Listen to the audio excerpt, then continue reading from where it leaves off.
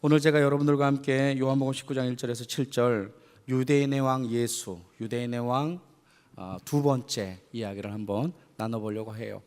야 현주야, 너는 오늘 가운데 있는 우리 휠체어 타고 있는 우리 자매 산타크로스 복장을 입고 왔어요.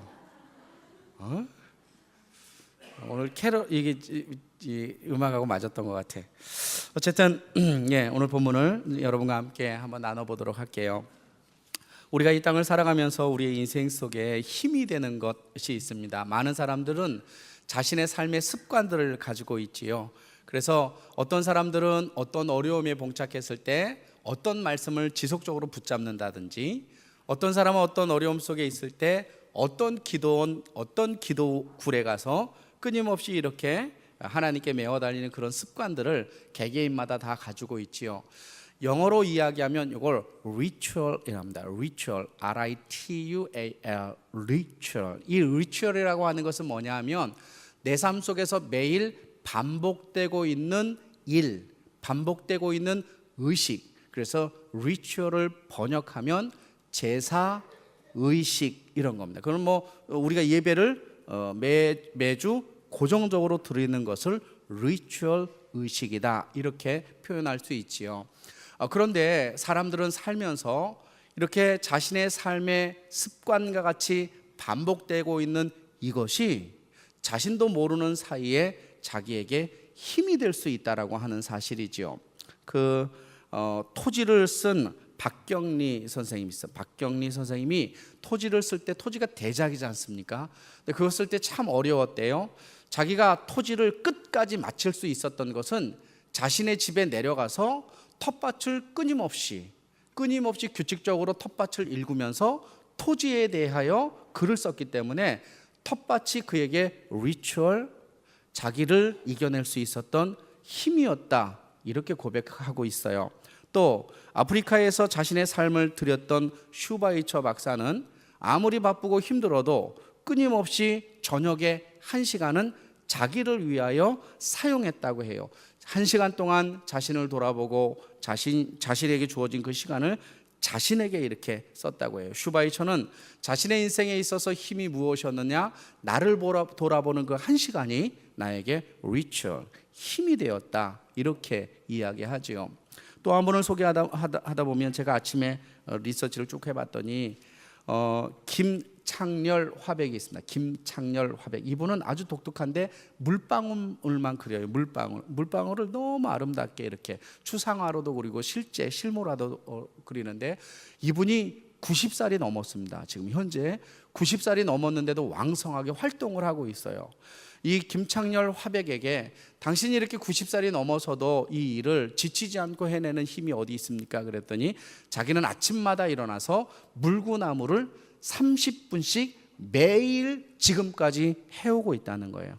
자기의 열정, 자기의 저력은 남들이 보기에 아무것도 아닌 것 같은데 그 매일 반복되는 리추얼, 그것이 그에게 힘이 되었다라고 말하지요. 여러분, 우리는 그리스도인이겠죠. 그죠? 우리는 그리스도인입니다. 그렇다면 우리는 우리에게 힘이 되는 어떤 믿음의 리추얼, 어떤 믿음의 반복, 어떤 믿음의 습관을 가지고 있는가요? 많은 사람들은 이런 것 같아요. 제가 그냥 제 경험으로 성공하는 사람들에게는 독특한 것이 있는데 그것은 꾸준하다라고 하는 거예요. 꾸준하다. 그러나 성공하지 못하는 사람들은 작심은 하지만 꾸준하지 않습니다. 공부해야지 해놓고 작심 1일, 2일도 안 가요. 그러면은 근데 공부 잘하는 사람은 한번 마음 먹으면 그대로 이렇게 하지요. 우리는 2017년도 이제 얼마 남지 않았습니다. 오늘이 10일입니다. 10일. 2017년도 성경을 한번 완독할 수 있습니다. 오늘부터 성경을 완독하려면 65장씩 매일 읽으면 성경을 완독할 수 있습니다. 여러분, 제가 이렇게 연말에 와서 계속 반복하는 것은 여러분은 이미 1월 달에 하나님의 말씀을 읽겠다라고 결정들을 했고 기도하며 예배하기로 아마 결정들을 하셨지만, 그럼에도 불구하고 믿음의 리추얼, 믿음의 습관, 믿음의 반복이 어쩌면 우리에게 다시 재작년과 같은 결과를 낳게 할 수도 있다라고 하는 사실이죠. 오늘 본문에 보면 예수님이 심판을 받고 빌라도가 예수님을 데리고 다시 들어가죠. 관정 안으로 들어가서 빌라도가 예수님을 채찍질합니다. 두들겨 팹니다.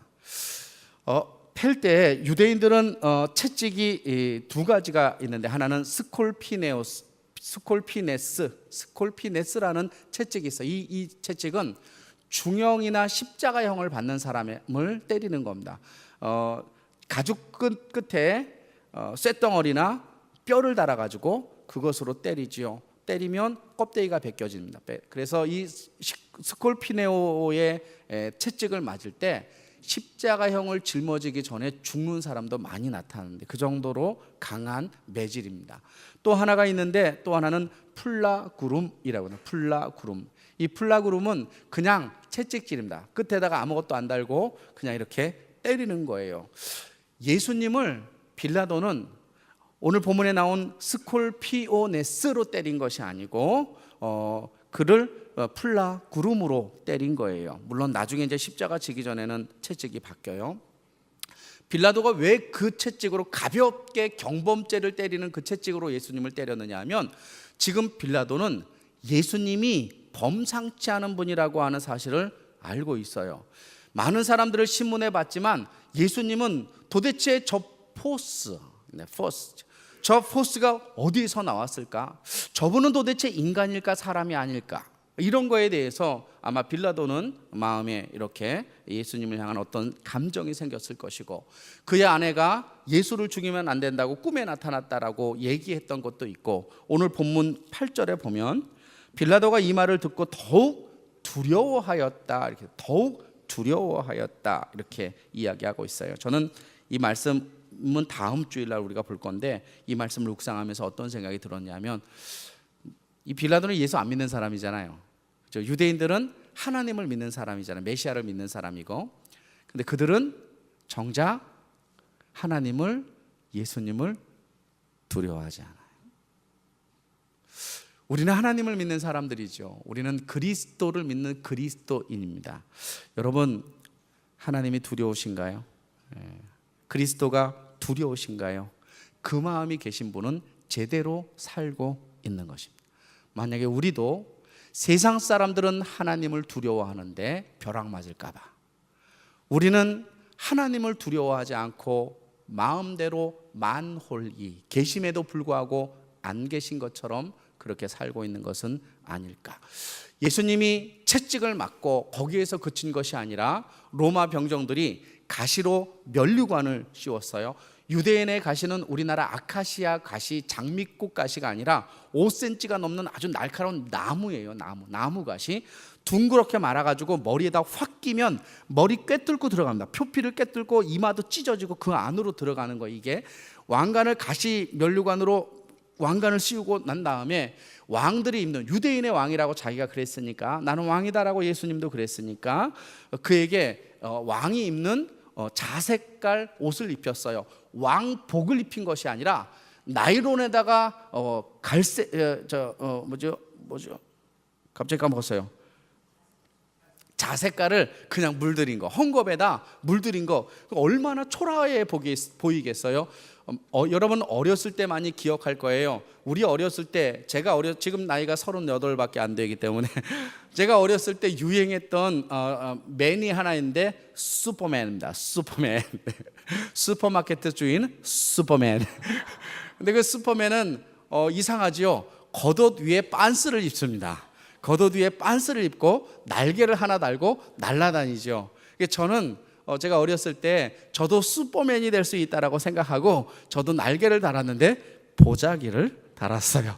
얼마나 보기에 초라했을까요? 그런 모습인 거예요. 왕은 왕인데 정말 우스워 보이는 왕. 그래서 로마 병정들이 예수님을 가운데다 세우고 그 앞으로 갔어요. 다 가서 얼굴을 딱 보면서 침을 뱉은 거예요. 그리고 손으로 예수님의 샤대기를 치기 시작했어요. 근데 여기에 보면 여러분, 미완료형입니다. 미완료형. 여기에 등장하는 이 단어 흐라피스마라고 하는, 손으로 때리다 라고 하는 이 흐라피스만은 얼굴을 때리다, 제가 번역서를 보니까 샤대기를 치다 이렇게 나와 있어요. 샤대기를 치다 이렇게. 그러니까 근데 이게 왜 동사에는 과거형이 있고 현재형이 있고 미래형이 있는데 헬라어 문법에 미완료형이 있어요. 미완료형은 뭐냐면 성이 풀릴 때까지 두들겨 패는 거예요. 어떻게 패는지 한번 보실래요? 사람을 앞에 세워놓고 얘 새끼야, 이놈의 새끼, 이거 에이 이놈의 새끼, 에이 새끼, 계속 그렇게 친 거예요. 그리고 예수에게 안대를, 다른 서신에 보면 안대를 했어요. 그리고 여러 명이 뒤통수도 때리고 앞통수도 때리고 샤대기도 때리고 나중에 찾아봐라 안대를 한 것은 그래요. 얼마나 조롱을 당했고 얼마나 모멸감을 당했을까요? 그렇게 예수님이 십자가로 가는 과정 중에 정말 참아낼 수 없는 그런 모욕을 당했음에도 불구하고 저는 오늘 본문 속에 의아한 것, 본문 속에 본문을 묵상하면서 참 이상하다 싶은 것은 뭐냐면 예수님은 이 부분에 대해서 아무런 평가를 하지 않고 모든 것들을 수용했다는 거예요. 다시 말해서 예수님을 그렇게 학대하고 조롱하고 그리고 그를 그렇게 괴롭힘에도 불구하고 너무나 당당했고 그가 그 상황을 이겨낼 수 있었던 능력이 그에게 있었던 것이죠. 도대체 어떤 것이 그를 그렇게 그 상황을 버티게 하였을까? 우리가 일주일 동안 살면서 참 버티기 어려워요. 그죠? 생을 살면서 경제도 그렇고 또 가정도 그렇고 왜 이렇게 요즘에는 깨어지는 가정도 많은지, 부모와 자식 간의 괴리 현상도 참 많이 일어나는 것 같고, 제일 어려운 건 남편과 아내가 그렇게 죽고 못 살듯이 결혼을 했다가 이제는 죽어버렸으면 좋겠다라고 생각하는 사이로 그렇게 이렇게 바뀌는 거. 저는 아니고, 저는 절대로 아닙니다. 저는 아직도 우리 이 아내를 그만하도록 하겠습니다.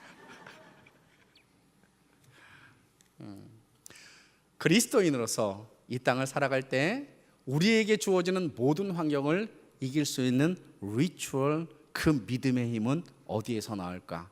저는 그 믿음의 힘이 예수를 닮는 데서 나온다고 믿습니다. 우리가 이 땅을 살아갈 때 우리의 힘은 무엇이냐? 우리가 계속 반복하는 그 습관이 능력이 될 수 있는 대상이 누구냐?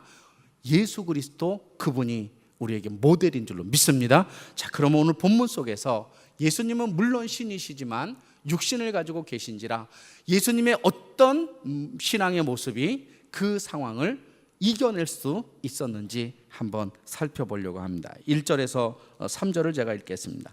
이에 빌라도가 예수를 데려다가 채찍질 하더라. 군인들이 가시나무로 관을 엮어 그의 머리에 씌우고 자색 옷을 입히고 앞에 가서 이르되 유대인의 왕이여 평안할지어다. 여기서 평안하다라고 하는 단어는 즐거워하다, 기뻐하다라는 단어입니다. 평화라는 단어로 왜 번역이 됐는지 저는 잘 모르겠어요. 왜냐하면 이 카이로라고 하는 단어를 아무리 찾아봐도 평화라는 단어가 없어요. 즐거워하다, 기뻐하다. 한번 생각해 볼래요? 예수님이 지금 몰골이 말이 아닌 모습으로 딱 서 있어요. 얼굴에서는 피가 흐르고겠죠. 로마 병정들이 가서 얼굴을 계속 때리는 거예요. 이렇게. 아, 이놈의 새끼야, 네가 왕이야? 네가 왕이면 어떻게 한번 해봐라. 어떻게 한번 해봐라. 그래서 말을 어떻게 했느냐면 웃어봐. 즐거워 보이니까. 야, 너 왜 안 웃어? 한번 웃어봐. 즐거워해봐. 라고 그렇게 모독을 한 거예요. 저는 학교 다닐 때 참 모범생이었는데 선생님들에게 얼굴을 많이 강탈을 당한 경험이 있습니다. 저는 모범생이었는데 개구장이었지요. 그래서 교회 의자도 뛰어넘다가 목사님께 쫓겨나기도 하고, 이렇게. 하나님이 저를 목사시킨 것은 그때 벌을 준 것이 아닐까, 이렇게.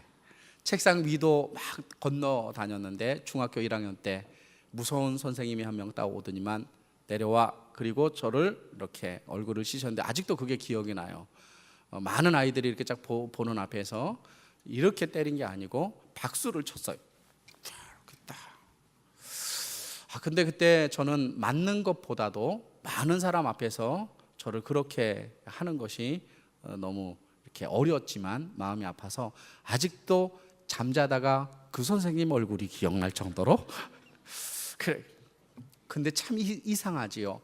만약에 우리가 그 상황이 되었다면 우리는 아마도 안절부절하지 못하고 자기를 변명하며 어떻게 해서든지 벗어나려고 했을 거예요. 그런데 예수님은 한마디도 안 하시고 침묵하셨던 거예요. 왜 그랬을까요? 예수님이 왜 그랬을까요?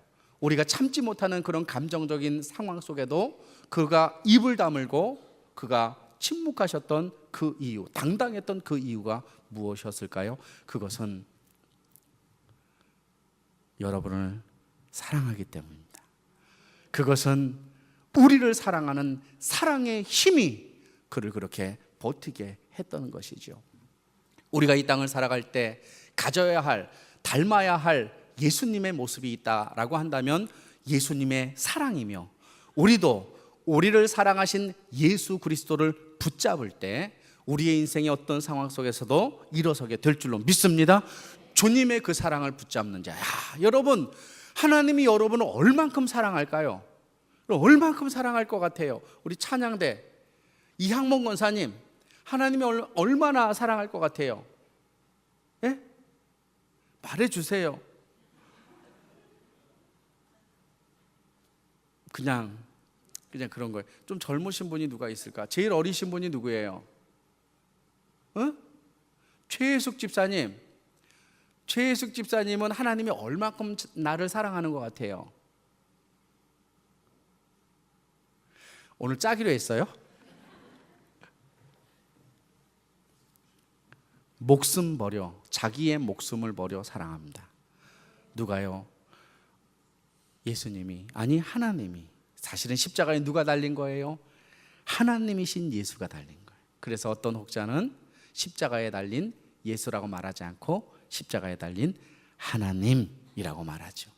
나를 그렇게 사랑하셔서 나를 위하여 나의 삶의 모든 것들을 내어주신 그 주님의 날 사랑하신 그 은혜를 붙잡고 믿음 안에 승리하기를 축원합니다. 우리나라 그 교회사를 보면 존 헤론이라는 선교사님이 있어요. 존 헤론. 이분 묘지가 어디 있느냐면 100주년 기념교회, 용산에 있는 100주년 기념교회 가면 선교사들의 묘지가 있습니다. 여기에 가면 이 존 헤론이라는 선교사님이 있는데 혼자 총각이었어요. 의대를 졸업하고 한국 땅에 왔는데 그 당시 한국의 최초의 병원이었던 제중원이라고 하는 곳에서 그는 한국 사람을 위해서 열심히 헌신했죠. 그는 뭐라고 말했느냐? 자기 조국보다 한국을 더 사랑했고 자기 가족보다 한국을 더 사랑했다라고 그분은 이야기해요. 그런데 그가 있었을 때 한국 땅에 이질이 번졌어요. 전염병처럼 이질이 쫙 번졌는데 사실 도망가지 않고 최일선으로 나갔어요. 여러분 제가 지난번에 메르스 있죠. 메르스 맞나요? 우리가 메르스 때문에 한참 그래. 메르스가 독감처럼 오지요. 그죠? 독감이 심하게 걸렸는데 검사를 해보니까 검사가 잘 안 나와서 국제병원에 이렇게 입원을 했어요. 국제병원에 입원했어요. 저를 점검한 담당 의사가 문을 열고 들어왔어요. 마스크를 쓰고 문 옆에 서서 베드에 있는 저에게 괜찮으세요? 저는 괜찮은 것보다 괘씸했어요. 가까이 와서 좀 이렇게 물어보면 어떻게 본인 전염될까봐 문 옆에 딱 서가지고 괜찮으세요? 그래서 제가 그냥 말았어요. 여러분, 이게 인간이거든요. 근데 이 존 헤론 이 선교사님은 최전선에 나가서 이질과 함께 싸웠어요. 대한민국 사람을 사랑했기 때문에 결국 이질에 걸렸고 5년 만에 세상을 떠났지요. 이분 비석에 가보면 영어로 되어 있는데 제가 한번 읽어볼게요. The Son of God loved me. The Son of God loved me. 하나님의 아들은 love me. 나를 사랑하신다. And gave 주셨다. Himself for me. 나를 위하여 자신을 주셨다. 이렇게 고백했어요. 그가 한국 땅에서 자기의 목숨을 버릴 수 있었던 것은 하나님의 아들인 예수가 자기를 사랑했고 자기 또한 자기를 위하여 주신 예수를 붙잡았기 때문에 그는 죽음도 이겨낼 수 있었음을 고백합니다. 여러분, 주님의 사랑을 붙잡으세요. 그리고 일어서세요. 여러분의 상황이 어떻든지 간에 날 사랑하는 주님이 극복하게 해 주실 줄로 믿습니다. 이게 첫 번째 포인트입니다. 두 번째, 오늘 보면 4절에서 6절에 보면 빌라도가 다시 밖에 나가 말하되 보라, 이 사람을 데리고 너희에게 나오니 이는 내가 그에게서 아무 죄도 찾지 못한 것을 너희로 알게 하려 함이라. 예수를 아무리 살펴봐도 죄가 없는 거예요.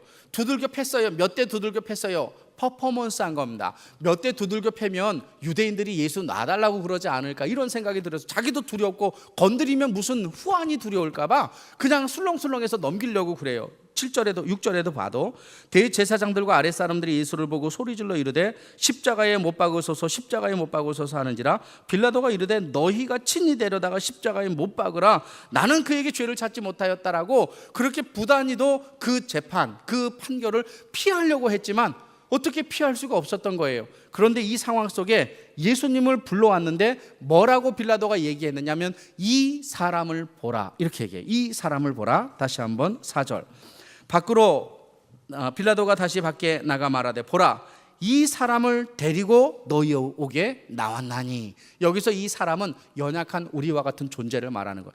내가 보니까 예수는 무슨 유대인의 왕이냐, 예수는 그냥 연약한 너희들과 똑같은 인간일 수밖에 없다. 그 예수를 한번 봐라. 그리고 데리고 나왔는데 예수님은 지금 머리에다가 가시면류관을 쓰고 마치 제가 입었던 보자기 후드처럼 정말 다 헐거운 자색 옷을 이렇게 걸치고 그 앞에 나오고. 근데 성경은 어디에도 예수님에게 그렇게 입혀주었던 것을 부인하거나 벗어버리지 않고 당당하게 그 사람들 앞에 딱 쓰셨어요. 예수님은 어떻게 그러실 수 있었을까? 그것은 그가 그런 어려운 상황 속에서도 모든 것들을 수용할 수 있었던 것은 자신의 삶이 하나님의 뜻 안에 있음을 믿었기 때문에 그렇다는 거예요. 우리가 이 땅을 살아갈 때 언제 당당할 수 있느냐? 내 삶이 주님의 뜻 가운데 있을 때. 사업이 망했어요, 또 사랑이 망가졌어요, 가정이 위기 가운데 있어요. 그럼에도 불구하고 이 상황 속에서 벗어나는 것이 아니라 그 상황 속에서 당당할 수 있는 그 힘은 무엇이냐? 하나님, 이 삶의 모든 것들이 하나님의 계획과 하나님의 작전 가운데 있구나라고 믿을 때. 여러분 한번 생각해 보실래요? 빌라도는 무능한 자였을까요? 여러분, 로마에서 총독으로 유대 땅에 보내서 유대 전체를 다스리게 했던 이 사람은 아마 백도 좋았을 것이고 집안 형편도 괜찮았을 것이며 그가 거기까지 올 때 그의 머리도 남들 수준 이상이었을, 뛰어났을 거예요. 근데 자기가 재판을 하는데 아무리 그 사람의 죄가 없다라고 이야기하고 유대인들에게 이야기함에도 불구하고 이상한 거예요. 누구에게 끌려다니느냐? 유대인들에게 끌려다니는 거예요. 유대인들에게 끌려다니면 돼요? 권한이 있는 사람이 유대인을 끌고 다녀야죠. 왜 그러느냐? 여러분, 그것은 하나님이 한번 작정하시면 빠져나갈 사람이 없는 거예요. 하나님이 우리의 인생을 작정하시면 그 누구도 빠져나갈 수 없고, 하나님이 우리의 인생을 계획하시면 사단도 우리를 죽일 수 없음을 믿습니다. 하나님이 나의 인생을 계획하고 계시다라고 하는 그런 믿음이 나에게 있는가, 이거 그냥 단순하게 종교생활과 신앙생활을 하는 것이 아니라 정말 주님이 나의 삶 가운데 뜻을 두고 있고 그 뜻이 내 인생의 목적이 된다라고 한다면 우리는 어떤 상황 속에서도 이겨낼 수 있지요. 여러분, 바다에 배가 하나 떠 있고 그 배에 순풍이 불었어요. 배가 앞을 향하여서 이렇게 계속 나갑니다. 그런데 그 배는 무의미한 배입니다. 무의미한 항해입니다. 왜냐하면 갈 목적이 없는 배는 아무리 순풍이 불어도 어디로 가야 할지 모르기 때문에 오히려 그 순풍조차도 의미가 없는 것이죠. 한 배가 있어요. 어디로 가야 할지 분명한 목적이 있습니다. 역풍이 불고 있어요. 그런데 놀라운 사실은 역풍이 불매도 불구하고 배는 앞으로 나간다는 거예요. 왜 그래요? 역풍을 이용하고 있기 때문에 그렇습니다. 여러분, 우리가 하나님의 뜻이 내 삶 가운데 있고 내 인생에 하나님의 삶의 그 뜻을 목적으로 하고 있다면 내 인생에 역풍이 불던 내 인생에 어떤 상황이 되든 간에 하나님 안에서 굳건하게 우리가 살게 될 줄로 믿습니다. 그것이 우리의 삶 가운데 주시는 하나님의 능력과 은혜이죠. 예레미야 얼마나 힘들었어요. 눈물의 선지자, Tears of Prophet, 눈물의 선지자. 여러분, 그 눈물의 선지자인데도 불구하고 당당하게 이길 수 있었던 것, 당당하게 그가 버텨낼 수 있었던 것은 내가 하나님이 나에게 시키는 하나님의 뜻을 내가 정한다라고 그가 이야기했기 때문에 그렇게. 찬양대 하면서 힘든가요? 찬양대 하면 힘들어요, 안 힘들어요? 오늘 얘기 안 하려고 제가 찬양대를 이렇게 계속 하는 거는 시험 덜 들까 봐. 찬양대는 힘들어요, 안 들어요? 안 든대요. 더 열심히 시켜주세요. 힘들지요. 힘듭니다. 찬양대뿐만 아니겠어요. 우리가 사역하는 모든 곳에서 우리는 힘들어요. 근데 거기에 주님의 뜻이 있다고 생각해 보세요. 하나님 나를 그 자리에 앉혔고 그 자리에서 하나님의 뜻을 이루는 귀한 목적으로 내가 쓰임받고 있다라고 한다면 우리의 인생의 모든 것이 다 은혜가 될 줄로 믿습니다. 두 번째.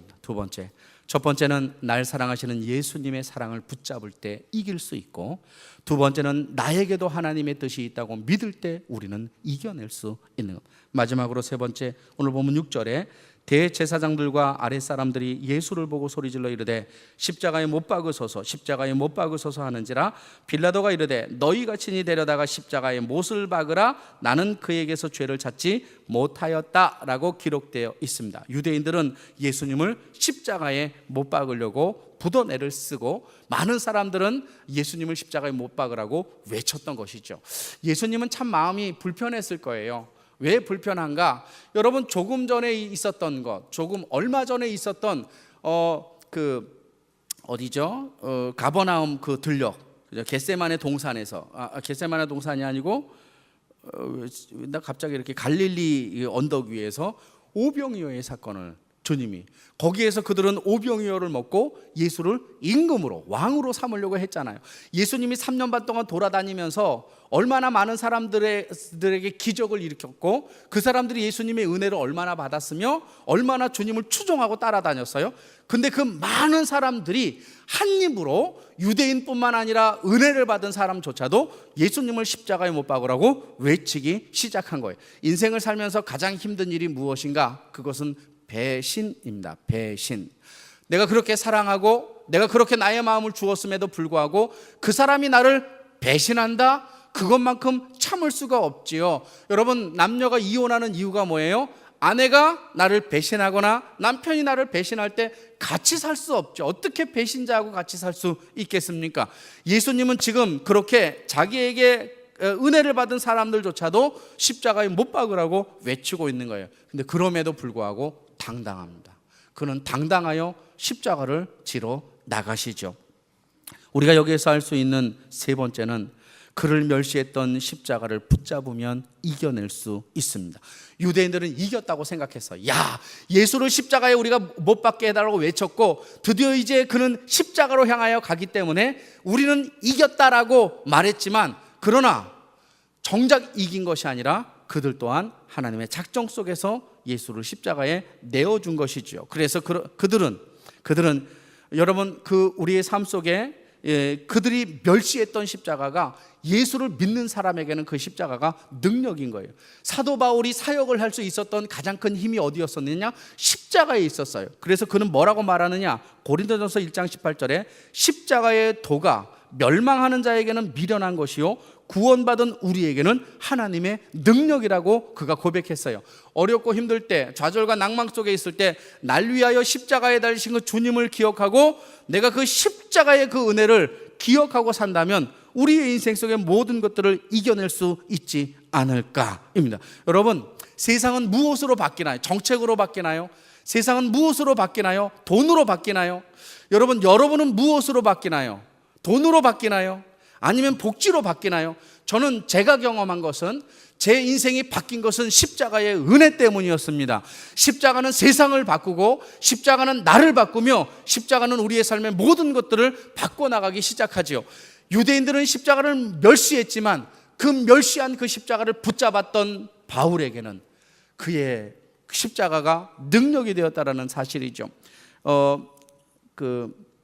제가 이름을 한번 불러드릴 테니까 귀에 익숙하시 한번 보셔요.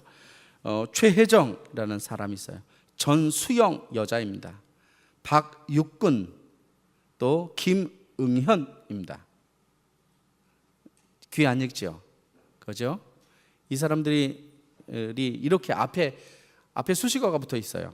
고 최혜정, 고 전수영, 고 박육근, 고 김응현. 이 사람들은 1075일 만에 이 땅에 얼굴을 드러냈던 세월호에 수장되었던 단원고등학교 선생님들 이름입니다. 최혜정 선생님은 그 당시 나이가 24살밖에 되지 않았지만 아이들을 끝까지 살려내려고 그가 선생님들이 있었던 숙소는 5층이었습니다. 넘어가면 빠져나오면 되는 거예요. 아이들은 4층, 3층, 2층 이렇게 흩어져 있습니다. 그런데 이 4명의 선생님들은 모두 다 누가 시키지 않았는데 5층에서 4층과 3층으로 내려가서 아이들에게 구명조끼를 입히고 아이들을 피신시켰어요. 이 최혜정 선생님은 아이들을 찾아다니면서 그가 이렇게 표현했어요. 나는 잃어버린 양을 찾으러 다닌다. 나는 잃어버린 양을 찾으러 다닌다라고 하면서 그는 찾아다녔고, 또 전수영 선생님은 남자친구에게 구명조끼를 입고 있지 않아서 미안하다라고 말을 했대요. 자기의 구명조끼를 입혀야 되는데 이미 다른 친구에게 줘버려가지고 그 친구에게 내가 너에게 구명조끼를 주지 못해서 너무 미안하다라고 말하고, 이 선생님 4명은 세월호에서 빠져나오지 못하고 3층과 지하와 그리고 4층에서 생을 마감했어요. 이 선생님들이 그들의 발견되었을 때 놀랍게도 4명 다 구명조끼가 없었습니다. 4명 다 구명조끼가 없었다는 것은 아이들을 위하여 자신의 구명조끼를 넘겨주었기 때문입니다. 왜요? 사랑했기 때문에, 제자였기 때문에. 너는 살아도 나는 죽어도 된다. 그것이 십자가인 것입니다. 우리가 이 땅을 살아갈 때 하나님은 결단코 우리를 포기하지 않습니다.